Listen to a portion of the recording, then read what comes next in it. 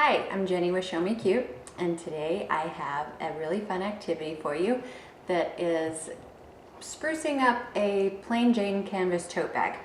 I don't know about you, but for me, I always need a little bag for something, whether it be taking things with me to church or to school or work or wherever I'm going. A bag besides my purse comes in handy all the time. And so I saw a couple of ideas on Pinterest, and this is just kind of a combination of two different ideas that evolved today. So I wanted to share that with you. And so for a list of the supplies that you'll need, go to ShowMeCute.com, and I will have pictures of the finished product as well as a list of the materials that you will need and the places that I shopped for mine. So I'm going to start with my canvas bag. And I have this really cute Damask stencil, and this was the brand. I got it in the stencil aisle at Hobby Lobby, and I also used my 50% off coupon, or it was already 50% off, I'm not sure which. So I have this mild obsession. I know some of my friends and family probably say it was a little more than mild. I have this little obsession with damask right now. So one thing that I have found from doing a stenciled wall in my niece's bedroom, stencil adhesive is a lifesaver. You can either get it in this little roller tube, or they have a spray adhesive as well, and if you're doing it on a wall you can use it over and over. But for me, I've already used this stencil once today, so I just kind of squeeze a little bit out. I'm just going to reapply on some little tiny parts that I want to make sure stick down. But I had no problems with the first go round, so I think you should be okay. So I'm just going to put on a little bit extra around here. That's all you do. Just blob it on like that. The main things you're worried about are little tiny pieces that extend out like this, because you don't want your brush to get up underneath and smear your design. So I'm going to take that, I'm going to center, which direction do I want to put it? Decide which way you want your stencil to go, and line that up and press it down. Now, one thing I did to make sure, I got a big old book, stuck it on there, and just kind of pressed down for a minute. And I'm going to leave that on there while I get my paint ready really fast. And it doesn't take a whole lot of paint. So I have this really good little stencil brush, and that's what I'm going to use.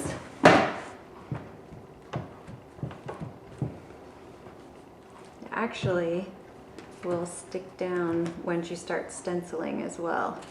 So I'm going to load my brush up here.